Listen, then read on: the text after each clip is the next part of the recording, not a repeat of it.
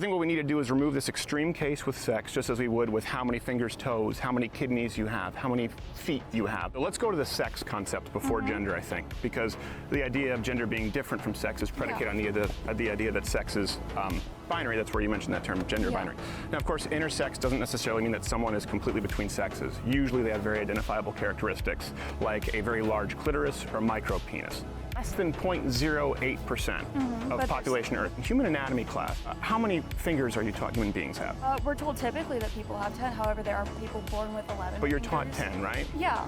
So we don't teach people there are people born with 11 fingers, there are people born with 12 fingers. Yeah, but we don't completely dismiss that those people exist just because that they're uncommon, do we? We teach that human beings have 10 fingers. I would wager that everyone here has been taught, yeah, human beings have 10 fingers, of course there are anomalies. That's the same way that we treat intersex, or these, as you said, you mentioned chromosomes, genetic abnormalities that are a very extreme case.